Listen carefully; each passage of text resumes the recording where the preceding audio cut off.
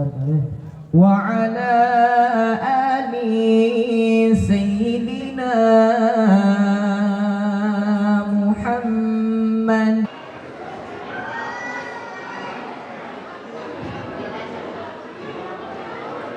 Assalamualaikum warahmatullahi wabarakatuh.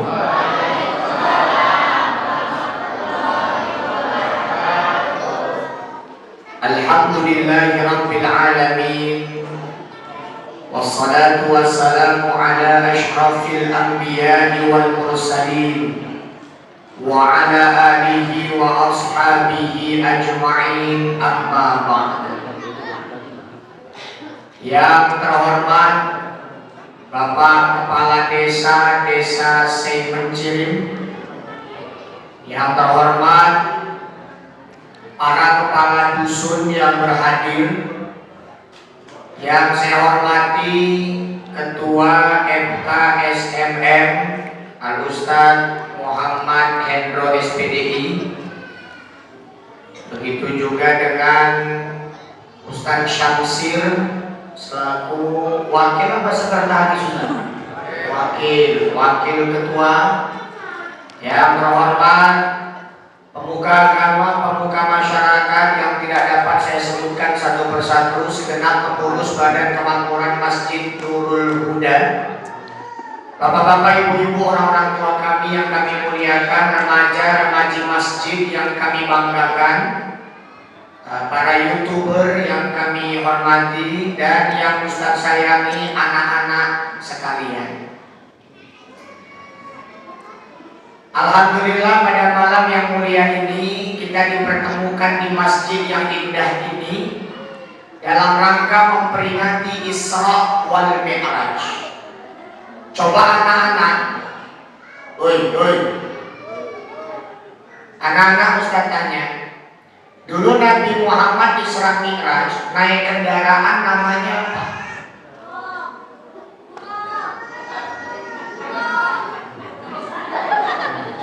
Apa coba?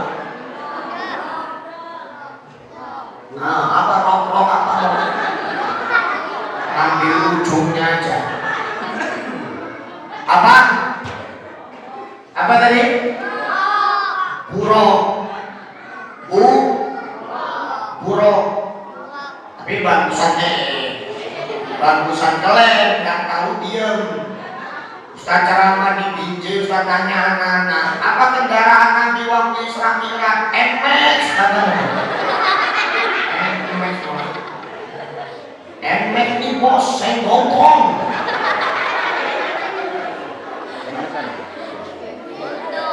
Nabi Muhammad Isra Mi'raj naik kendaraan namanya buruk. Buruk itu binatang dari surga. Kecepatannya luar biasa. Langkah kakinya sejauh batas mata memandang. Jadi misalnya nggak ada pohon, nggak ada rumah, mata kita sampai mana pandangannya, segitu jauhlah langkah kaki buruk. Nabi Muhammad Isra Mi'raj dari Masjidil Haram di mana letaknya? Di mana? Di kota apa? Di kota Mekah. Nanti tanggal 26 Pak Kades mau berangkat ke sana.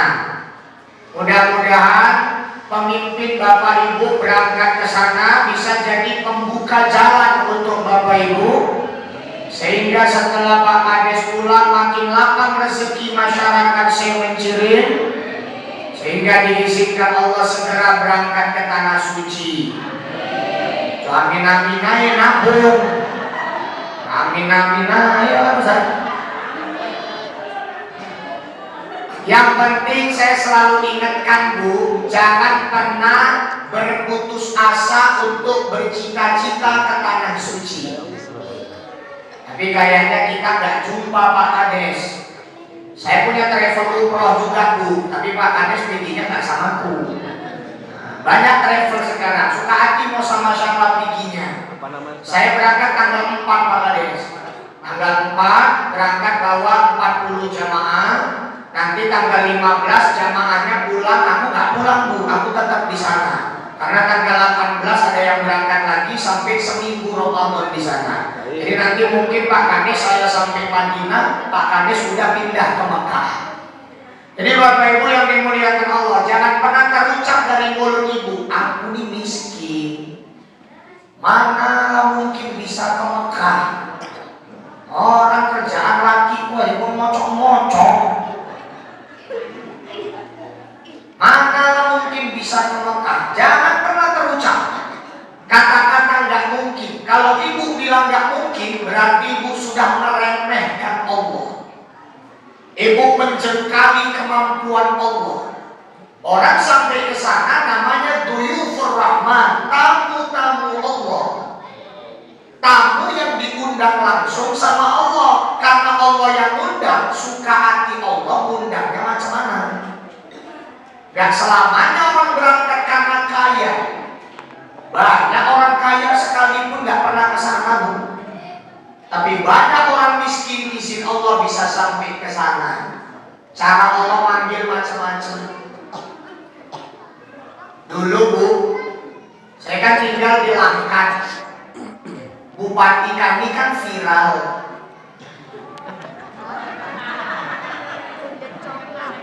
Ya kan? Gara-gara kasus kerangkeng. Tapi saya berusaha menilai orang, Pak, objektif, tidak hanya dari kekurangannya. Setiap orang ada kurang, ada lebih. Nama bupati kami kan Pak Cana. Pak Cana ini dulu sebelum ketangkep, dari sejak sebelum jadi bupati sampai sebelum ketangkep, itu 300 orang lebih sudah diberangkatkannya ke tanah suci dengan uang pribadinya. Kalau Ustaz gak jelas itu uangnya, jelas gak jelas itu urusan dia sama Allah.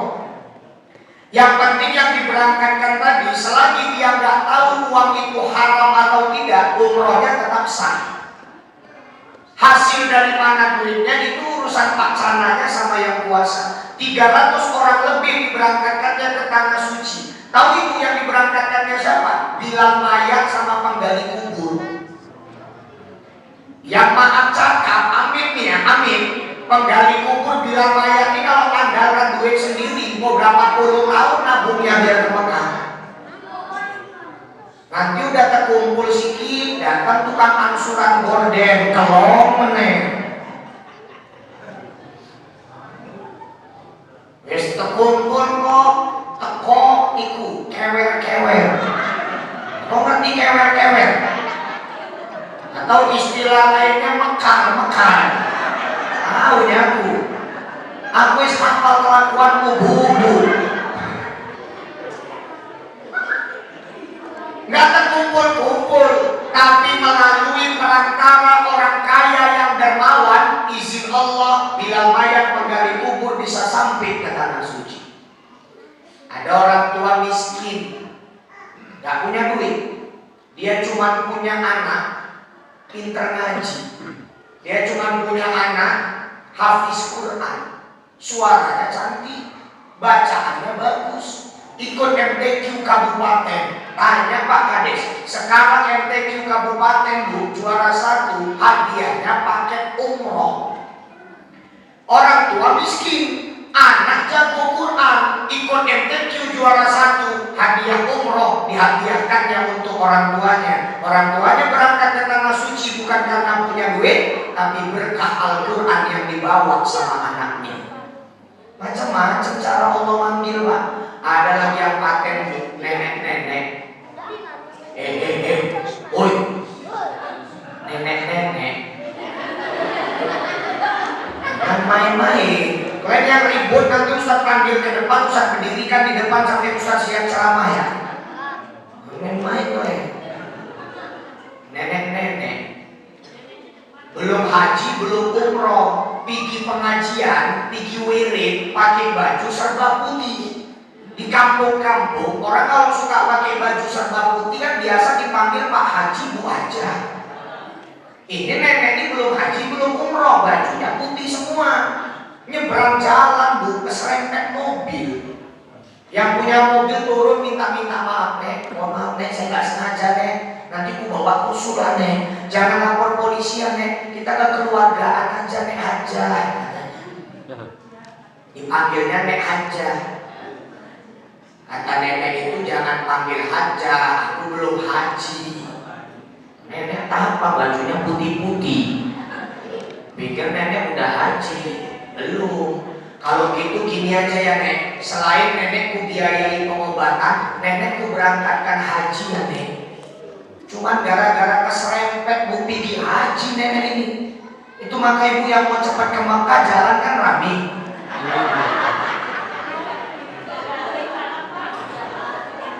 Cuman ya ibu ngintip-ngintip dulu lah kalau kira-kira Pajero, Fortuner, atau minimal mobil kades lah.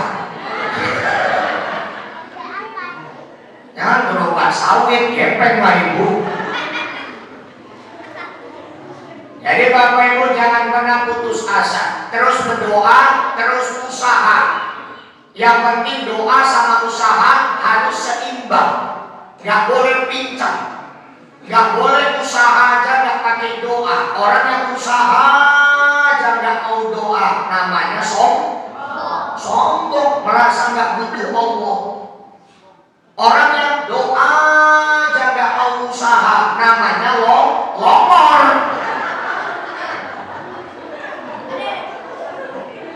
Doa sama usaha harus seimbang. Ada satu kelompok umat Islam yang pahamnya agak nyeleneh. Kata orang itu, orang Islam itu yang penting ibadah, dekat sama Allah.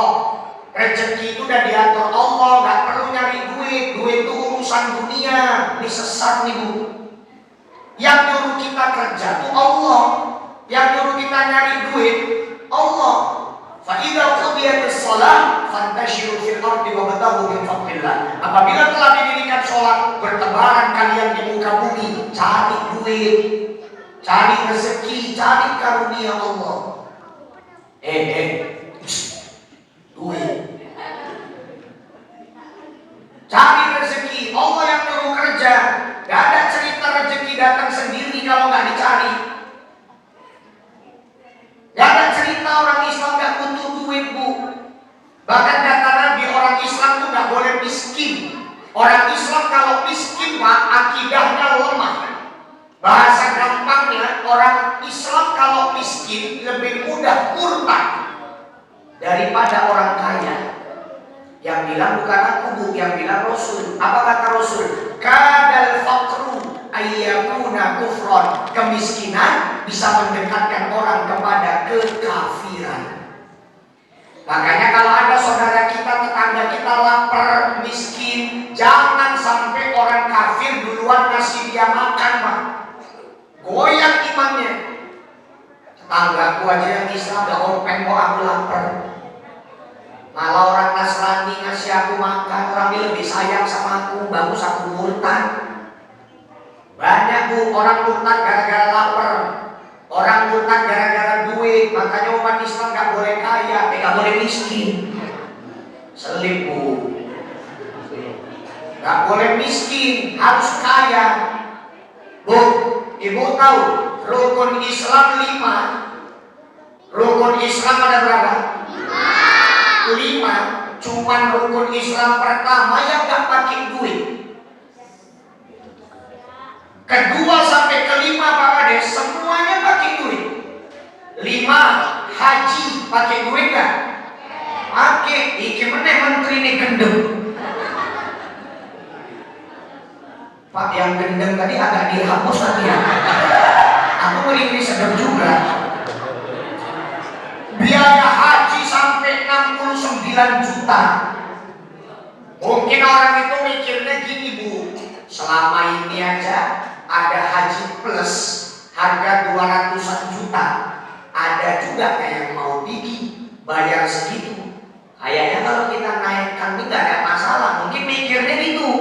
Yang dipikirkannya ya punya duit aja. Padahal nenek-nenek yang daftar puluhan tahun ini nabungnya setengah mati. Bahkan dengan berita ini Pak, saya dengar banyak jamaah narik duit dari bank. Jamaah yang udah nunggu antrian gara-gara naik hampir 2 kali lipat, ditarik duitnya, pesimis, putus asa.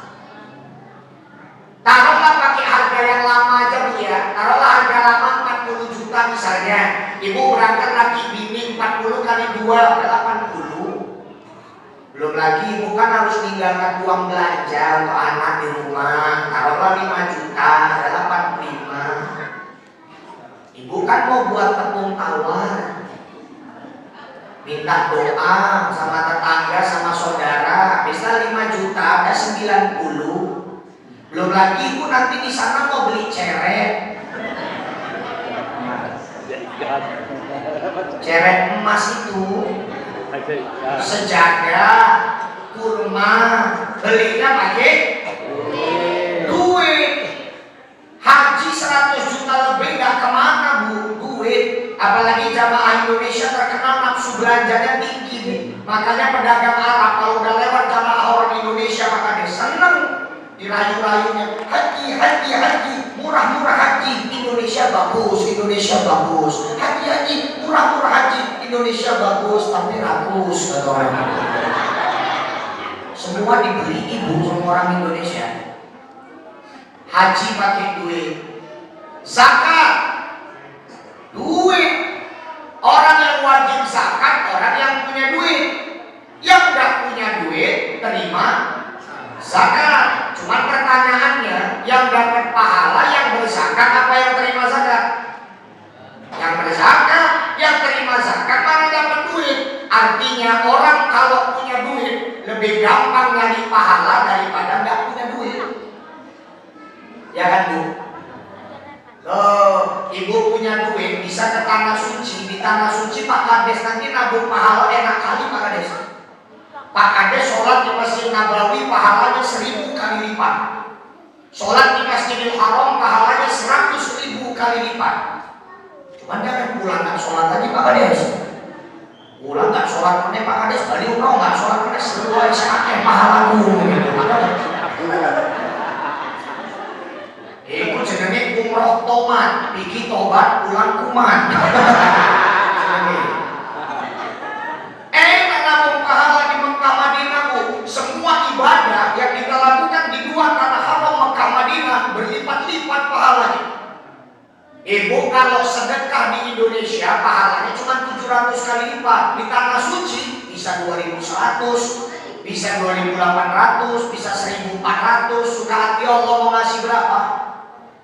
Makanya kalau punya rezeki berangkatlah Bu. Jangan ditunda-tunda, mumpung sehat tinggi. Sering jamaah tua-tua itu yang udah didorong kursi Pak curhat sama saya, Ustaz nyesel kali lah Ustaz. Dulu aku masih sehat, duitku ada. Tapi ini kok belum terpanggil Ustaz. Sekarang udah tua, udah gak bisa jalan. Iri aku Ustaz, nengoki orang nih tawarnya jalan kaki, aku didorong kursi. Sakinya iri Ustaz. Makanya mumpung masih sehat ada rezeki berangkat. Allah tuh paling benci sama orang yang mampu tapi gak mau Pak. Benci kali Allah. Mampu tapi gak mau. Kata Nabi, man lahu samatan falam yudhi fala yaqrabanna musallana. Siapa yang mampu berkurban tapi gak mau berkurban, jangan didekatinya tempat sholatku, kata Nabi. Nabi benci Bu, orang mampu tapi gak mau. Jadi kalau ada orang punya duit cukup untuk ke tanah suci, tapi dia lebih milih renovasi rumah padahal rumahnya masih cantik, ini orang dibenci Allah ya. Duitnya cukup ke tanah suci tapi dia lebih milih ganti mobil padahal mobilnya masih bagus, Allah benci. Jangan sampai kita jadi orang yang mampu tapi nggak mau. Punya duit enak dari pahala. Bapak Ibu nanti pergi ke Masjid Haji Sudirman Tanjung di Binjai, Jalan SM Raja dekat Tugu. Ada masjid megah besar dibangun dengan uang pribadi satu orang, miliaran. Di terasnya ada TV Pak, untuk siaran langsung kejadian dalam masjid. Jadi Bapak sholat Jumat terlambat dapatnya di teras, Bapak nggak perlu dangah-dangah gini nengoki khotibnya di dalam, nengok TV aja udah kejadian di dalam masjid. Siaran langsung. Bahkan sampai sekarang honor khotib Jumatnya nggak boleh ganggu infak masjid, tetap keluar dari kantong Sudirman Tanjung ini. Tanjung ini marga apa, Bu? Marga suku apa Tanjung ini? Padang. Makanya jangan coba-coba ibu bilang lagi orang Padang pelit. Masalahnya bapakku pun Padang. Miliaran loh Pak. Dan dia dengan uangnya itu, karena dia bangun masjid, dia beli istana di dalam surga. Kata Nabi, man bana lillahi masjidan banallahu bihi baitan fil jannah. Siapa membangun masjid di dunia, akan Allah bangunkan untuknya istana di dalam surga. Punya duit enak bisa beli istana di surga. Ustaz, kalau kami Ustaz yang cuma impak limpul 20 itu bisa dapat istana juga, Bu. Bisa dapat. Tapi janganlah ibu harapkan sama istananya kayak Bapak Sudirman tadi.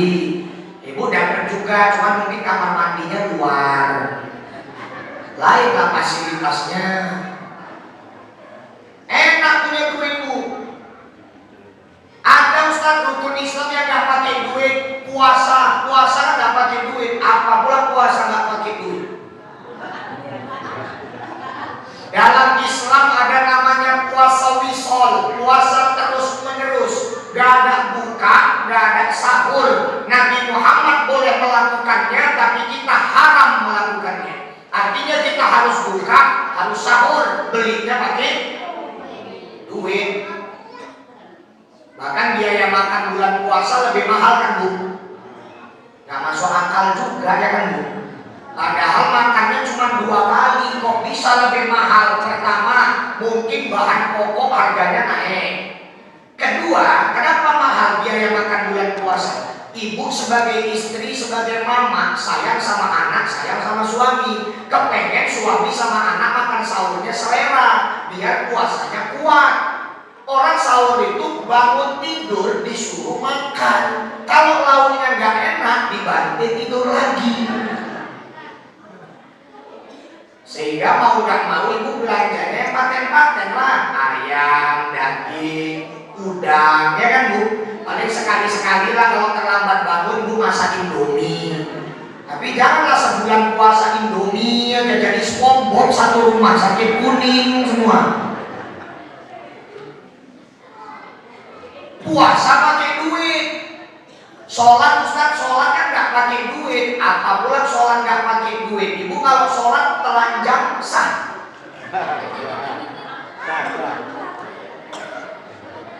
Berarti kan kita harus beli pakaian Pak untuk nutup aurat. Telekung sekarang paling murah cepet limpul. Ustaz kok tahu? Mamaku jualan. Tapi ibu nggak usah pesen ya, nanti aku repot sendiri Bu. Nanti aku diundang ceramah lagi, selain ceramah aku ngutip angsuran. Dan gak kerjaanku juga ngapain Ustaz. Jadi Bapak Ibu yang dimuliakan Allah, gak ada cerita umat Islam gak butuh duit. Ustaz kan sedekah gak harus pakai duit. Memang betul, kata Nabi, tabassumuka ala wajhi akhika shadaqah. Senyummu kepada saudaramu sedekah. Tapi masa sampai mati mau sedekah pakai nyemir aja? Lainlah pahala nyemir sama duit. Makanya suami suruh rajin cari duit. Kumpulkan uang sebanyak-banyaknya. Ini kita bentar lagi mau masuk Ramadan. Minta ibu Ramadan panjang umur, murah rezeki, banyak duit di bulan Ramadan. Ibu juga bisa nabung pahala yang banyak.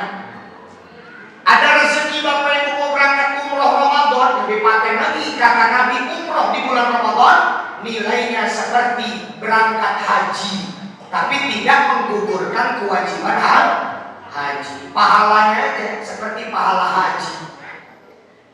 Minta Ramadan murah rezeki supaya Bu, ibu bisa banyak sedekah, pahalanya berlipat-lipat. Kata Nabi, memberi makanan berbuka kepada orang yang berpuasa, pahalanya kayak orang puasa.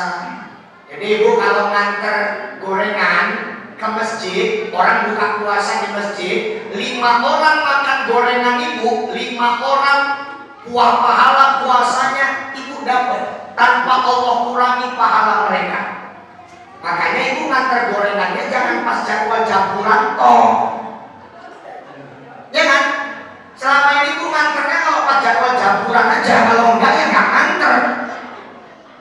Maunya tiap hari ibu nganter walaupun sikit-sikit bu. Allah tuh lebih senang yang sikit tapi rutin daripada banyak tapi sekali-sekali. Tahajud bu 20 rakaat tapi setahun sekali. Bagusan 2 rakaat tapi tiap hari. Gitu juga ibu sedekah bukaan. Sepas jadwal jaburan aja ibu nganter walaupun cepet.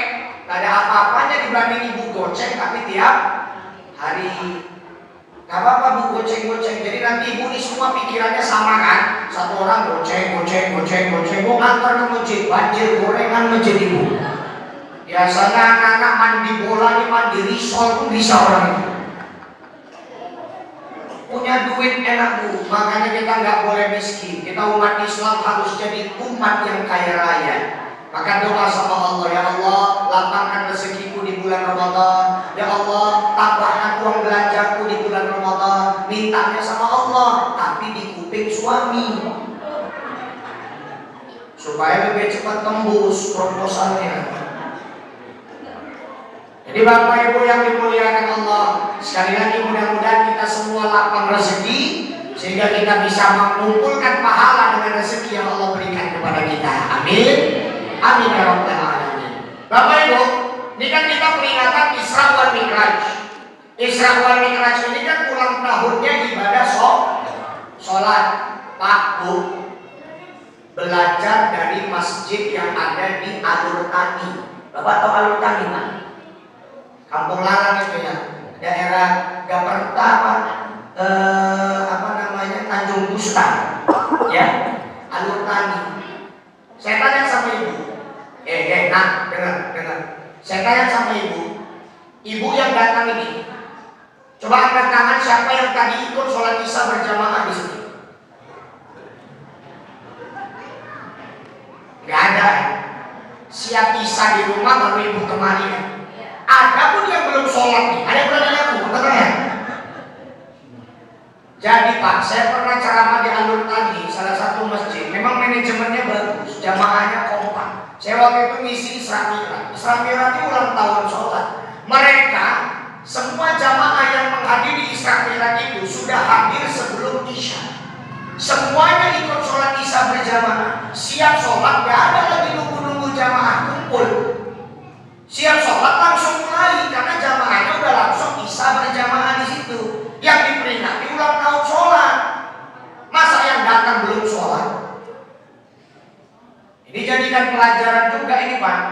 Kalau bisa masjid kita seperti itu luar biasa. Minimal dimulai kalau ada acara aja, dimulai dari situ. Lama-lama terbiasa bisa tiap hari. Jadi Bapak Ibu, Isra Mi'raj yang penting kita koreksi ibadah sholat kita selama ini macam mana? Mau mana? Balik pula itu. Nah, apa Pak? Yang lain? Dengarkan Ustaz. Kata Nabi, anak umur 7 tahun disuruh sholat. Umur 10 tahun gak mau sholat, diapain? Pukul. Pukulnya pukul pendidikan, bukan pukul penyiksaan. Pertanyaannya, anak umur 10 tahun aja gak sholat, kata Nabi pukul. Mama 40 tahun gak sholat, cocoknya diapain Pak? Aku punya ide nih Pak. Ada hukuman yang cocok untuk mama-mama yang gak mau sholat. Kepalanya ditokok latu-latu. Ibu nggak sholat, ibu jongkok.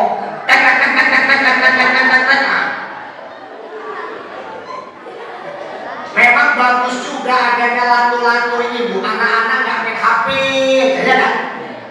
Tapi kalian pun main latu-latu tengok waktu. Di masjid ajan Bu, dia tahu waktu. Kau bisa gaya kalau main latu-latu? Ada banyak gayanya kan? Banyak. Ada tornado, terus apa lagi? Ada urusan kalian lain. Jadi Bapak Ibu yang dimuliakan Allah, maka sholat kita jaga, sholat anak-anak kita jaga, suami kita ingatkan sholat. Kita kan kepengen satu rumah, satu keluarga kumpul lagi di surga. Ibu mau nanti di surga jadi janda? Bu pengen di surga kumpul sama suami, ya kan? kumpul sama anak. Mau nggak masuk surga sama mama? Sama bapak? Belajar Quran, ngapal Quran. Kata Nabi, anak ngapal Quran bisa nolong 10 keluarganya dari api neraka. Mamanya tukang nyari sayuran, bapaknya tukang main judi di warung, masuk neraka. Rezeki anaknya hafal Quran pula, ditarik bapak mamanya dari neraka, digandeng masuk ke dalam surga. Makanya ibu anak kalau bisa jadi penghafal Quran, jadi qori kayak adik kita tadi, itu nanti mudah-mudahan dia ikut KMTQ Kabupaten Deli Serdang, bisa juara, bisa dapat umroh. Amin. Amin ya rabbal alamin. Hafal Quran kami langkat Ustaz. Sekarang ini lagi bangga-bangganya kami langkat. Kenapa? Kami punya satu hafiz cilik viral. Namanya Zahran Auzan, anak kecamatan Gebang. Ini anak umur 13 tahun. Dia sudah hafal 30 juz Al-Quran sejak umur 11 tahun. Bukan cuma hafalannya yang lancar, tapi bacaannya sempurna. Dia juara 1 tahfiz 30 juz se-Indonesia. Dan kemarin dia juara tahfiz 30 juz internasional sedunia. Juara satunya Maroko. Itu pun yang juara 1 umurnya 22 tahun. Udah dewasa, dia masih 13 tahun. Diangkat derajat orang tuanya. Dulu orang tuanya tukang jahit, Bu. Sekarang Auzannya diundang kemana-mana untuk ngasih motivasi. Diundang ke sekolah-sekolah. Saya bolak-balik isi Maulid Mi'raj bareng dengan beliau, ngasih motivasi, dimuliakan orang. Sekarang udah bangun rumah, udah beli mobil. Kalau anak ahli Quran, diangkat Allah derajatnya. Pulang dari MTQ Hafiz Internasional kemarin, dapat hadiah berapa kemarin, dirupiahkan 700 juta lebih. Belum lagi bonus dari bupati, belum lagi bonus dari gubernur. Bonus dari gubernur sekeluarga diberangkatkan umroh. Kalau anak ahli Quran gak ada ruginya. Sekarang ahli Quran dimuliakan dunia, dimuliakan di akhirat. Tanya polisi tentara, sekarang mau masuk polisi tentara kalau hafal Quran bebas testing. Dimuliakan Allah para penghafal Quran. Maka kalian belajar Quran. Ya anak-anak, Bu, ada anak ibu yang sekolahnya sekolah umum. Sekolah umum maksudnya dia nggak MTS, nggak ibtidaiyah, ada kan? SMP negeri, SD negeri. Tanya sama anak ibu yang sekolah umum. Nah, kau belajar agama seminggu berapa jam? Nah, tanya. Ada yang guru di sini, Pak? Anak sekolah umum belajar agama, tahu ibu seminggu berapa jam? 2 jam. Kita hidup dengan agama, mati dengan agama. Nanti di akhirat yang ditanya agama. Seminggu belajar agama 2 jam, cukup ibu rasa? Maka ibu yang anaknya sekolah umum, pulang dia sekolah, suruh dia ngaji madrasah atau undang guru ngaji ke rumah supaya ilmunya seimbang dunia dengan akhirat. Anak-anak ini kalau nggak seimbang ilmunya, Bu, bisa tersesat, Bu. Yang diajari di sekolah kadang-kadang nggak sesuai dengan Al-Quran. Contoh, ada di sekolah diajari, Bu, satu teori namanya teori Darwin, yang bilang kalau manusia itu berasal dari monyet. Ibu yang dulu sekolah ada belajar kan? Teori Darwin, manusia dari monyet. Ini bertentangan sama Quran. Kalau cerita Quran, kita tuh dari Adam sama Hawa, ya kan, Bu? Kalau anak ibu cuma belajar sejarah dari sekolah, nggak belajar dari Quran, bisa melenceng, bisa percaya dia sama teori Darwin. Pernah kejadian, ada anak SD nanya sama mamanya, "Mama, kita manusia kok bisa banyak gini, gimana ceritanya sih, Ma?" Bapaknya jawab, mamanya jawab, "Oh, nah, dulu pertama Allah ciptakan Nabi Adam, habis itu Hawa, lahir anaknya Habil, Qabil, kembaran-kembarannya, nikah silang, jadilah banyak kayak kita sekarang." "Oh, berarti kita dari Nabi Adam ya, Ma?" "Iya." Bapaknya pulang kerja, ditanyanya lagi bapaknya, Bu, belum yakin dia. "Pak, kita manusia kok bisa banyak gini, gimana ceritanya sih, Pak?" Bapaknya jawab, oh nah dulu bapak sekolah diajarin teori Darwin, nah kita itu dari monyet. Jadi nah monyet itu beranak, lama-lama mukanya kayak kita. Terakhir anaknya kumat, nanya lagi sama mamanya, mak, yang mananya mak yang betul? Apanya? Kutanya mama, kata mama kita dari Nabi Adam, mak. Kutanya bapak, kata bapak kita dari monyet. Mana yang salah, mak? Kata mamanya gak ada yang salah, nak. Dua-dua betul. Loh kok dua-dua betul, mak? Iya, mama ceritakan garis keturunan mama, bapakmu ceritakan garis keturunan bapakmu. Jadi mama keturunan Nabi Adam, bapakmu keturunan monyet, kata mama. Anaknya nyaut, berarti mama kawin sama monyet. Anak bisa sesat bu kalau nggak punya benteng agama. Ini lagi aliran-aliran macam-macam. Ada namanya sekarang ada namanya ateis. Pernah tahu ateis? Ateis itu orang yang nggak percaya sama Tuhan. Bagi mereka alam semesta ini ada sendiri bu, nggak ada yang ciptakan. Itu paham mereka. Nggak percaya ada Tuhan. Jadi ini paham, mulai masuk ke sekolah-sekolah. Yang bahayanya masuk juga ke SD. Pernah ada guru SD ateis, gak percaya Tuhan. Ngajar dia di kelas 6 SD. Kelas 6 SD ini kan polos-polosnya ya bu. Tapi otaknya udah mulai nalar. Mau dicuci otaknya bu. Masuk gurunya masuk kelas 6 SD. Dia ngambil kapur. Ditanyanya sama murid-muridnya, ini apa anak-anak? Kapur. Nampak kapurnya? Nampak. Berarti kapurnya ada. Ini apa anak-anak? Papan tulis.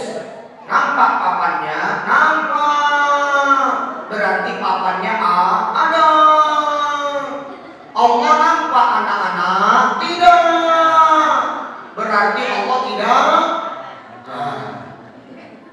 Ngeri nih bu. Untung ada satu orang anak ustadz pinter. Anak ustadz ini mungkin dia diajari tauhid ini sama bapaknya. Maju dia ke depan, Pak Guru, boleh saya gantian nanya sama kawan-kawan? Silakan, dia pindah kapur. Ini apa kawan-kawan? Kapur. Nampak kapurnya? Nampak. Berarti kapurnya ada. Ini siapa kawan-kawan? Pak Guru. Nampak Pak Gurunya? Nampak. Berarti Pak Gurunya ada. Otak Pak Guru nampak kawan-kawan? Tidak. Berarti Pak Guru tidak punya otak. Ngeri.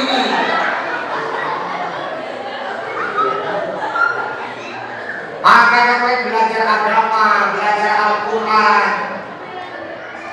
Kita orang tua ini cita-citanya nggak muluk-muluk ya kan bu? Ibu cuma kepengen nanti ibu meninggal anaknya pandai doakan ya kan bu? Bisa doakan ibu meninggal nanti mayat ibu di sini anaknya baca Quran di samping. Banyak kejadian bu orang tua meninggal anaknya nggak pandai baca Quran cuma bisa nangis. Padahal nangis anaknya tadi cuma nambah penderitaan mamanya, namanya meratap, nggak boleh dalam Islam. Kita ini cuma pengen nanti kita meninggal anak kita yang mandikan mayat kita, ya kan bu? Apa ibu mau nanti meninggal mandi sendiri? Apakah biar lebih bersih mayatnya dibawa dorsemir? Pengennya anak yang mandikan, ya kan bu? Anak yang jadi imam nyolatkan. Coba siapa yang mau nanti mamanya meninggal dia yang mandikan? Gak mau oleh amin aja. Siapa yang mau nanti mamanya meninggal dia yang mandikan? Siapa yang mau nanti mamanya meninggal dia yang nyolatkan? Ya Allah. Nah, siapa yang mau nanti mamanya meninggal dia yang baca Quran di samping mayat mamanya? Siapa yang mau nanti mamanya meninggal?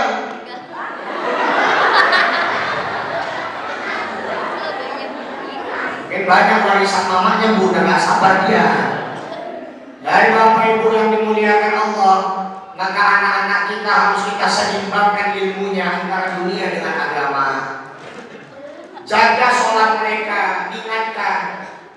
masjid Pak, anak-anak ini dibawa. Jangan main-main. Di masjid anak-anak ini dibawa. Karena mereka yang akan meneruskan perjuangan bapak-bapak memakmurkan masjid ini.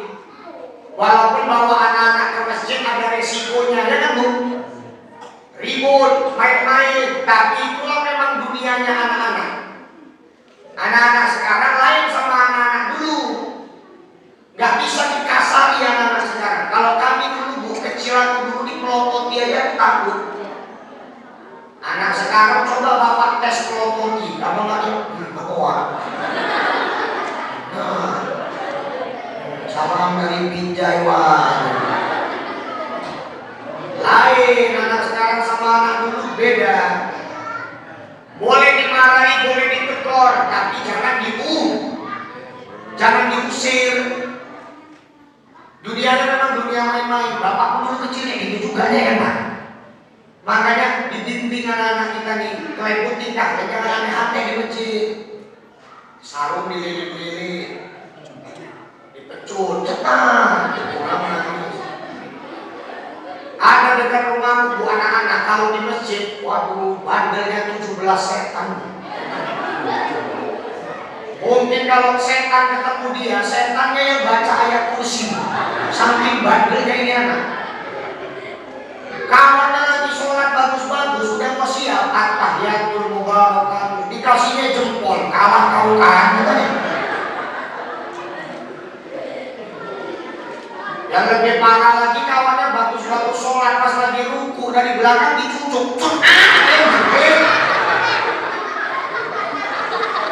jangan main-main kalian.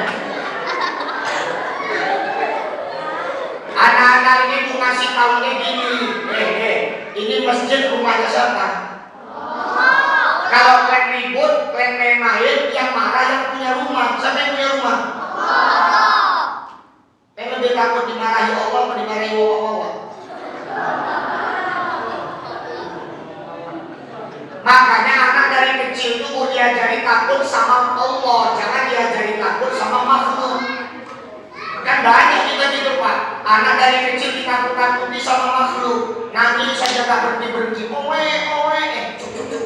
cicak, dia jadi takut sama cicak. Dia anak dibawa wirid, lasak, jangan main-main dong ini.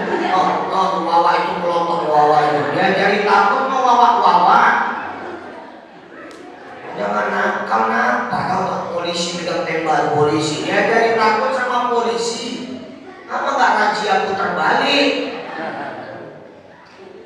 Jadi anak-anak ikut ke masjid, tapi jangan main-main, jangan ribut, jaga sholat tuh. Kenapa kita harus sholat? Sholat itu pembeda antara muslim dengan kafir. Yang bedakan adalah sholat. Yang bedakan ibu sama orang kafir bukan jilbab. Orang kafir juga bisa pakai. Di Indonesia banyak. Artis sebetulnya non muslim, tapi karena berperan sebagai orang Islam, apalagi sebagai istri yang terzolimi, pakai telepon, duduk di atas sejadah, doa, netes air matanya, ada musiknya, ku menangis. Itu satu hari 3 episode Pak. Sore, habis maghrib, malam, aku sampai hafal ceritanya Bu. Pertama kan orang itu nikah, awalnya miskin ini, tapi karena suaminya kerja keras, istrinya mendoakan jadi orang kaya. Udah kaya Bu, datang pelakor, digoda suaminya, selingkuh, poligami, terzolimilah istri pertamanya. Ya itu tadi kalau udah terzolimi, doa dia pakai telepon. Kalau udah doa, biasanya suami sama istri keduanya kena azab, biasanya kecelakaan Pak. Kalau udah kecelakaan, datanglah polisi. Yang polisinya ngasih wawa itu aja orangnya. Aku udah tandain Pak, pasti wawa itu aja polisinya.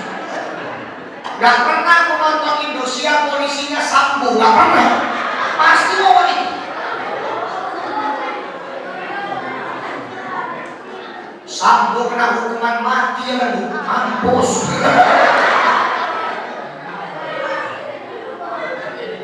Ini bilang Edi. Nggak pernah, pasti bawa itu polisi. Udah kecelakaan dibawa ke rumah sakitnya kan, rumah sakitnya pun itu aja. Dokternya pun itu juga. Cacatlah suaminya, kadang-kadang kakinya buntung, kadang-kadang matanya buta. Ditinggal pergi sama istri keduanya. Istri pertamanya juga yang tulus ikhlas merawat dia. Ya kan Bu? Terakhir dia pun sadar, balik dia ke istri pertama, tobatlah dia, tamat. Sekarang kalau udah tamat Bu, ada perempuan pakai baju serba putih. Di taman ada lilin-lilinnya, ada lampu-lampunya, ya kan? Jalanlah dia sambil ngomong, begitulah rumah tangga. Apa lagu ceritanya? Yang bedakan bapak sama orang kafir bukan peci. Orang kafir pun bisa berpeci. Dulu kita pernah punya gubernur Rudolf Pardede, ya Pak. Balihonya di mana-mana berpeci juga. Peci ini bukan atribut agama, ini atribut negara ini. Yang bedakan kita sama orang kafir sholat, bukan KTP. Kata Nabi, man taraka sholata muta'ammidan faqad kafara biha. Siapa yang meninggalkan sholat dengan sengaja, di mata Allah dia kafir yang nyata. Jadi walaupun KTP ibu Islam, kalau suka meninggalkan sholat dengan sengaja, di mata Allah ibu kafir. Mati dalam keadaan meninggalkan sholat dengan sengaja, bisa jadi matinya mati kafir. Orang yang mati kafir, khalidina fiha abada, kekal dalam neraka selama-lamanya, tidak akan masuk ke dalam surga. Yang jadi masalah, kita nggak tahu mati ini datangnya kapan. Maka jangan nekat kita ninggalkan sholat Pak. Takutnya lagi awak ninggalkan sholat, di situ pula datangnya ajal. Makanya Bapak Ibu, kalau mau sholat terjaga, gimana caranya? Anggap mati akan datang secepat-cepatnya. Misalnya nih, malam ini datang malaikat Israel jumpai ibu. Malaikat Israel bilang ini, wah, amin ya wah. Besok habis subuh nyawa wawakku cabut disuruh Allah, kata malaikat Israel. Ibu udah tahu besok habis subuh ibu mati. Malam ini ibu bisa tidur nggak? Siapa yang bisa tidur? Tahu besok mati. Apa yang ibu buat? Karena ibu besok mati, selama ini nggak pernah tahajud. Karena tahu besok mati, kemarin ibu satu malaman ibu tahajud. Bengkak kaki, bengkak mata, nggak peduli ibu. Selama ini Quran tertombok di lemari. Tahu besok mati, satu malaman ibu baca Quran. Karena tahu besok mati. Maka cara menjaga ibadah sholat, anggap mati datang secepat-cepatnya. Ini kita udah siap bisa. Anggap habis subuh kita mati, kita nggak berani meninggalkan sholat subuh. Siap subuh rupanya masih hidup. Anggap habis zuhur mati, jadi kita nggak berani meninggalkan sholat subuh. Habis zuhur alhamdulillah masih hidup. Anggap habis asar mati, kita nggak berani meninggalkan sholat asar. Begitu seterusnya. Jadi sholat ini jangan disepelekan Bu ya. Sholat ini juga penentu ibadah lain diterima atau tidak oleh Allah, yang menentukan sholatnya. Zakat kita, puasa kita, haji kita diterima atau tidak tergantung sholatnya. Ada namanya matematika sholat. Ibu pernah dengar matematika sholat? Matematika sholat itu gini Bu, sholat itu nilainya 1. Ibadah lain selain sholat, puasa, zakat, haji dan lain-lain nilainya 0. Apa maksudnya? Kalau kita sholat kita dapat nilai 1. Udah sholat kita puasa, nyantol nolnya jadi 10. Udah sholat puasa kita zakat, nambah lagi nolnya jadi 100. Haji kita nambah lagi jadi 1000, begitu seterusnya. Tapi kalau kita rajin puasa, rajin zakat, haji tiap tahun sampai gelarnya nggak hasbiji, hahaha gelarnya, karena tiap tahun haji. Tapi kalau nggak sholat nilainya no. Sholat ini yang disepelekan. Kalau Bapak Ibu yang dimuliakan Allah, di ulang tahun sholat. Ayo kita manfaatkan untuk meningkatkan kualitas sholat kita. Oh, aku selama ini masih bolong-bolong sholatku. Kata Ustaz, kata Nabi, Bapak kafir yang meninggalkan sholat, mulai besok aku gak berani meninggalkan sholat. Jadikan ini momen muhasabah. Oh, aku selama ini sholatku udah gak tinggal, terjaga, tapi aku sholat patok ayam. Sholatku cepat kali, gak ada tumaninahnya. Mulai besok aku lebih santai lah, lebih tenang. Ku nikmati pertemuan dengan Allah. Sholat itu ketemu Allah. Antakbudallah ka'annaka tarahu fa in lam takun tarahu fa innahu yarak. Kita sholat seolah-olah nengok Allah. Kalau kita nggak nengok Allah, yakin Allah nengok kita. Jadi jaga sholat ini.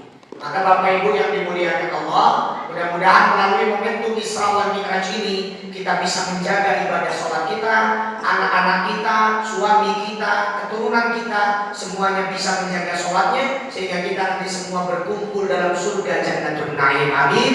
Amin ya rabbal alamin. Pak Kades, kami mendoakan bersama tadi istri dan Pak Sabri, Pak Edi, dengan ibu juga kami membantu doa. Mudah-mudahan segala rangkaian ibadah diberikan kemudahan oleh Allah, diberikan kesehatan berangkat sampai pulang, sehingga nantinya umroh yang menjadi umroh yang makbulah. Amin ya rabbal alamin. Yang penting jaga kesehatan Pak Kades. Dari sekarang mulai Pak Kades banyak-banyak jalan kaki, banyak-banyak jogging, karena ibadah di sana semuanya membutuhkan fisik. Tawaf keliling Ka'bah jalan kaki, dari hotel ke masjid jalan kaki, Sa'i Safa Marwah itu perjuangan yang paling berat, 4 kilo lebih kalau dikalkulasi 7 kali Safa Marwah itu juga jalan kaki. Maka dari sini jaga kesehatan. Satu pesan saya Pak Kades, ini sepele tapi penting. Pak Kades wajib bawa pelembab bibir. Pelembab bibir, kalau perempuan bilangnya lip balm. Ya Bu, lip balm. Ada juga vaselin itu Pak. Vaselin Pak Kades itu rajin-rajin dioles karena di sana cuaca ekstrim, panas-panas kali, dingin-dingin kali. Kalau kita ke sana orang Indonesia pasti bibir pecah-pecah. Jadi nanti di sana Pak Kades jangan nunggu pecah. Sebelum pecah, sebelum kering, oles terus. Wudu hilang, oles lagi. Karena kalau udah retak, nanti Pak Kades aktivitas gak enak, ngomong payah, makan gak selera, karena buka mulut aja keret, pecah, koyak, perih, makan yang berkuah-kuah sakit. Maka itu penting Pak Kades. Itu sepele tapi sangat penting. Jadi mudah-mudahan bermanfaat. Sekali lagi mudah-mudahan kita semua menyusul jejak Pak Kades, Pak Edi dan istri, kita sampai ke tanah suci secepat-cepatnya. Amin ya rabbal alamin. Mudah-mudahan apa yang saya sampaikan walaupun tidak banyak bisa bermanfaat. Mohon maaf atas segala kekurangan dan kekhilafan. Kita ketemu lagi dari waktu dan kesempatan. Assalamualaikum warahmatullahi wabarakatuh. Ya langsung doa Ustaz. A'udzu billahi minasyaitonir rajim. Bismillahirrahmanirrahim. Alhamdulillahi rabbil alamin wassalatu wassalamu ala asyrafil anbiya'i wal mursalin wa ala alihi wa ashabihi ajma'in. Allahumma ighfir lana dhunubana wa liwalidayna warhamhuma kama rabbayana shaghira. Allahumma ij'al jam'ana hadha jam'an marhuma wa tafarruqana min ba'dihi tafarruqan ma'suma. Allahumma zidna 'ilman warzuqna fahman wa 'amalan salihan wa 'ilman nafi'an. Allahumma barik lana fi Rajab wa Sya'ban wa ballighna Ramadan. Rabbana hab lana min azwajina wa dhurriyyatina qurrata a'yun waj'alna lil muttaqina imama. Allahumma ij'al umratahum umratan maqbulah wa la taj'al umratahum umratan mardudah bi rahmatika ya arhamar rahimin. Rabbana zalamna anfusana wa in lam taghfir lana wa tarhamna lanakunanna minal khasirin. Rabbana hab lana min azwajina wa dhurriyyatina qurrata a'yun waj'alna lil muttaqina imama. Rabbana atina fid dunya hasanah wa fil akhirati hasanah wa qina adzaban nar.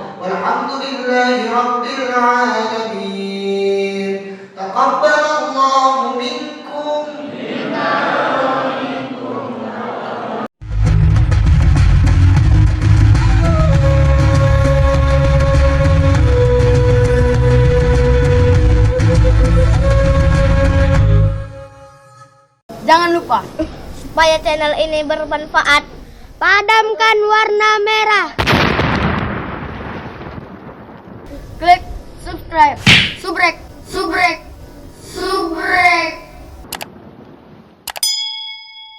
Kalau suka, like. Jangan lupa bagikan ke sahabat dakwah dengan cara share video ini. Komen di bawah ini ya teman-teman.